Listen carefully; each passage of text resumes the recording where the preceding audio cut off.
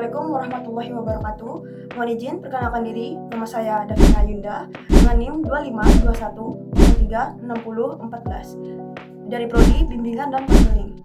Judul video saya yaitu siswa dan siswi di SMAS Budi Satria yang kehilangan motivasi diri terhadap karir di masa depan dan juga pekerjaan yang akan datang. Tujuan saya yaitu untuk mengidentifikasi faktor-faktor yang menjadi penyebab kehilangannya motivasi diri di siswa-siswi SMAS Budi Satria terhadap karir dan pekerjaan di masa datang. Saya mengangkat kasus nyata yaitu siswa dan siswi di SMAS Budi Satria.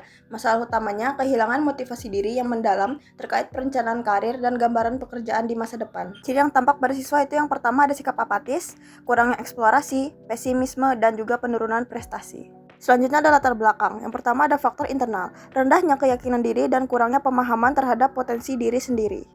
Yang kedua ada faktor eksternal, kurangnya arahan atau dukungan informasi dari lingkungan keluarga, serta pengaruh lingkungan pergaulan yang juga tidak memiliki orientasi masa depan yang jelas. Dan yang terakhir ada faktor ekonomi, kekhawatiran akan biaya pendidikan lanjutan yang membuat siswa merasa percuma memiliki mimpi yang tinggi. Sebagai guru atau konselor, peran kita yaitu melakukan pelayanan karir dan membantu peserta didik untuk merencanakan karir dengan cara melatih kepercayaan diri peserta didik untuk mampu berbicara di depan forum di dalam kelas saat proses pembelajaran berlangsung. Aliran filsafat eksistensialisme, aliran pemikiran yang menekankan kebebasan individu, tanggung jawab pribadi, dan penciptaan makna hidup di dunia yang dianggap acak atau tanpa makna inheren. Prinsip utama eksistensialisme. Eksistensi mendahului esensi, artinya manusia dilahirkan tanpa tujuan atau makna bawaan. Lalu kebebasan individu, tanggung jawab personal, dan pilihan menjadi kunci untuk menciptakan makna hidupnya sendiri di dalam alam semesta yang absurd atau tanpa makna inheren, dengan penekanan pada kesadaran diri dan autentisitas. Aliran filsafat pragmatisme.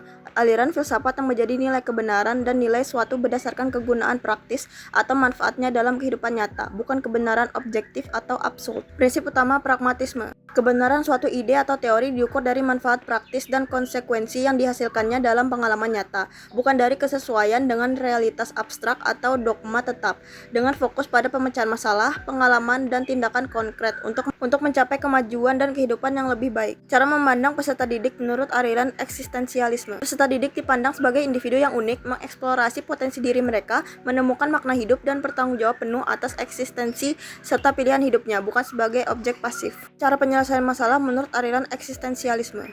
Menyadari kebebasan radikal, menyadari bahwa manusia tidak ditentukan oleh masa lalu, lingkungan, atau nasib. Masalah seringkali muncul karena kita merasa terjebak.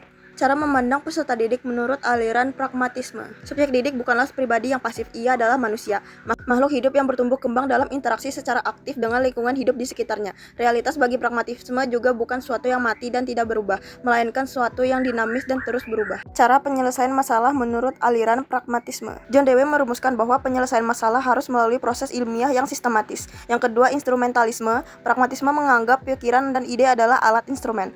Dan yang terakhir, belajar dari pengalaman. Masalah motivasi diselesaikan dengan pengalaman langsung, bukan sekedar motivasi kata-kata. Perbandingan kedua pendekatan. Menurut pragmatisme, pendidikan bukan merupakan suatu proses pembentukan dari luar, tetapi merupakan suatu proses reorganisasi dan rekonstruksi dari pengalaman-pengalaman individu. Sedangkan eksistensialisme memandang manusia sebagai individu yang bebas melakukan dan mendefinisikan dirinya sendiri secara individual. Layanan BK yang relevan. Yang pertama, layanan individual. Layanan ini adalah prioritas utama karena masalah siswa bersifat personal. Dan yang kedua, layanan informasi karir. Siswa seringkali apatis karena tidak tahu apa yang ada di luar sana. Sikap konselor yang pertama, empati terhadap siswa, memahami kecemasan yang dialami konseli, dan juga autentisitas. Peran konselor sebagai fasilitator kesadaran, sebagai agen informasi, dan juga sebagai kolaborator. Nilai-nilai profesional konselor ada dua, yaitu etika dan estetika. Etika memberikan kerangka normatif yang menuntun konselor dalam bertindak secara tanggung jawab, adil, dan menjunjung tinggi martabat klien, serta menjadi acuan dalam pengambilan keputusan. Moral dan profesional. Estetika memberikan kedalaman relasional dan kepekaan emosional dalam proses konseling, menciptakan ruang yang empatik, manusiawi, dan bermakna bagi klien. Secara pribadi, aliran eksistensialisme sesuai karena memandang manusia bukan sebagai benda yang rusak dan perlu diperbaiki, melainkan subjek yang memiliki kuasa penuh atas hidupnya. Alasan saya memilih aliran tersebut sebagai calon konselor adalah karena ingin membangkitkan harga diri siswa. Saya ingin mereka merasa bahwa mereka tuan atas nasib mereka sendiri. Saya ingin peran saya berubah dari hakim menjadi sahabat perjalanan. Hal ini menciptakan rasa aman bagi siswa untuk terbuka, sehingga akan masalah seperti rasa pesimis bisa digali lebih dalam. Kesimpulan, Masalah utama kasus ini, siswa mengalami career indecision, ketidakmampuan memilih karir, yang berujung pada hilangnya motivasi diri dan sikap apatis terhadap masa depan. Akar masalahnya itu kombinasi faktor internal seperti rendahnya kepercayaan diri atau makna hidup, dan juga eksternal, kurangnya informasi praktis dan dukungan lingkungan. Solusi filosofis dari eksistensialisme adalah memperbaiki mental siswa agar menyadari bahwa ia bebas memilih dan bertanggung jawab atas hidupnya. Sedangkan pragmatisme adalah memberikan strategi nyata berupa informasi kerja dan pengalaman langsung yang bermanfaat. Peran konselor sebagai fasilitator yang empatik sekaligus pembantu yang solutif. Siswa tidak hanya tahu apa yang harus dikerjakan, tapi sadar mengapa ia harus memperjuangkan masa depannya. Sekian yang bisa saya sampaikan.